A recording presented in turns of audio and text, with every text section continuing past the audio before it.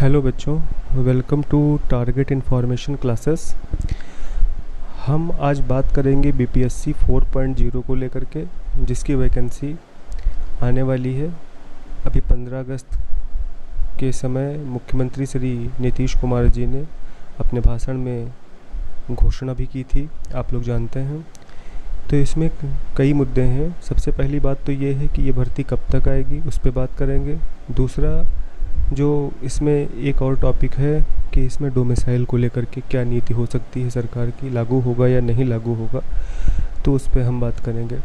तो देखिए, सबसे पहले ये भर्ती कब तक आएगी, अगर इसके बारे में बात करें तो अभी आप लोग ये देख पा रहे हैं कि अभी 3.0 का पेपर हाल ही में हुआ है जुलाई के महीने में, जिसकी आंसर की अभी आ रही है। ठीक है, इसके बाद इसका रिज़ल्ट आएगा सितंबर के लास्ट वीक तक। ठीक है, फिर इसके बाद इसमें ज्वाइनिंग प्रक्रिया शुरू होगी। ठीक है, तो उसके बाद कितने बच्चे ज्वाइन करते हैं, कितने बच्चे नहीं ज्वाइन करते हैं। ठीक है, डॉक्यूमेंट वेरिफिकेशन से लेकर के बहुत कुछ इसमें बहुत प्रोसेस है, वो सारा कंप्लीट करने के बाद फिर कितने पद बचे हैं, ठीक है, कितनी वैकेंसी रिक्त रह गई हैं, वो सारी वैकेंसी आपकी जो है मंगवाई जाएंगी। फिर उसके आधार पर देखते हुए आपका 4.0 का नया विज्ञापन जारी किया जाएगा। तो अगर देखा जाए तो अभी सितंबर चल रहा है, लास्ट तक तो इसका रिज़ल्ट आएगा। इसके बाद आपका ज्वाइनिंग प्रक्रिया शुरू होगी, फिर इसमें कितने पद खाली रह जाते हैं 3.0 में, उनको देखा जाएगा। ठीक है, तो ये सितंबर, अक्टूबर और नवंबर, अगर इसका विज्ञापन आता है तो नवंबर के लास्ट वीक में या दिसंबर के फर्स्ट वीक में आपका विज्ञापन इसका जारी हो पाएगा। और इसका बहुत जल्दी अगर पेपर कराएगी तो जनवरी में मुझे इसका पेपर होने की संभावना लग रही है 4.0 की। इसके पहले तो मुश्किल है, पॉसिबल नहीं है। ठीक है, तो अगर मान लीजिए जनवरी में इसका पेपर होता है तो फिर जनवरी, फरवरी और मार्च तक इसकी ज्वाइनिंग मुझे लगता है दे देंगे। और उन्होंने ये भी बोला है मुख्यमंत्री जी ने कि हम 5.0 भी निकालेंगे। तो इसमें इसके बाद 4.0 की प्रक्रिया जैसे कंप्लीट हो जाएगी, 5.0 भी आने की उम्मीद है। अब इसके बाद अगर हम बात करें कि जो एक मुद्दा चल रहा है कि डोमिसाइल को लेकर के सरकार की नीति क्या हो सकती है। सरकार पे दबाव भी बहुत है, आप लोग देख पा रहे हैं। जो अदर बाहरी राज्य के बच्चे हैं वो भी बहुत परेशान हैं।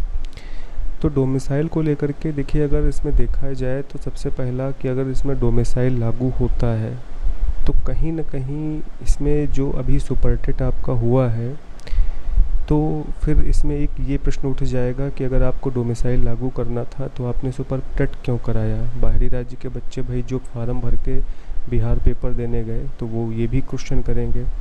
दूसरी चीज़, अगर डोमिसाइल लागू होता है तो कहीं ना कहीं ये भर्ती कोर्ट में फंस सकती है, जो कि मुझे नहीं लगता है कि ऐसा सरकार करेगी।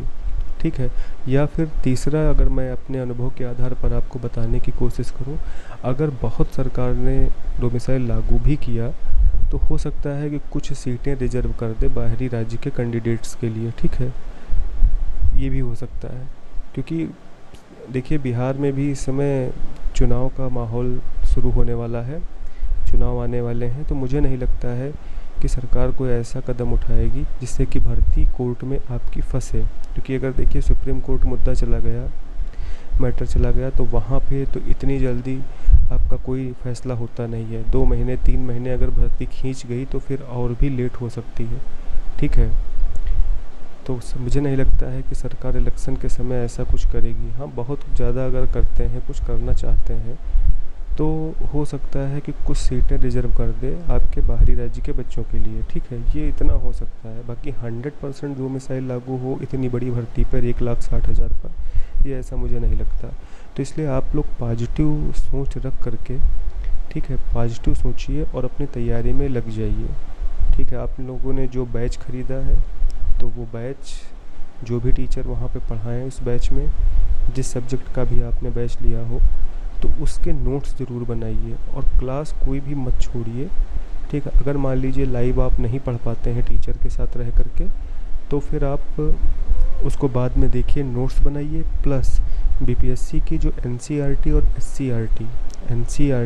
एससीईआरटी की एक बुक आती है ऑब्जेक्टिव की। भाई बहुत से लोग हैं जिनको 6 to 8 एनसीईआरटी नहीं उपलब्ध हो पाती है, सारी किताबें खरीदना मुश्किल है, तो एक ऑब्जेक्टिव बुक आती है एनसीईआरटी प्लस एससीईआरटी जिसमें 6000 प्लस क्वेश्चन दिए होते हैं, एक वो आप ले सकते हैं। और दूसरी चीज़ है बीपीएससी का जितना प्रीवियस ईयर पेपर हुआ है, बीपीएससी का यूथ कंपटीशन का वो आता है प्रीवियस ईयर क्वेश्चन पेपर जिसमें बीपीएससी का जो हुआ है तो वो आप ले सकते हैं। उसमें 8000 प्लस क्वेश्चन दिए हुए हैं, वहाँ से आपकी जीएस की तैयारी मुझे लगता है ठीक से हो जाएगी।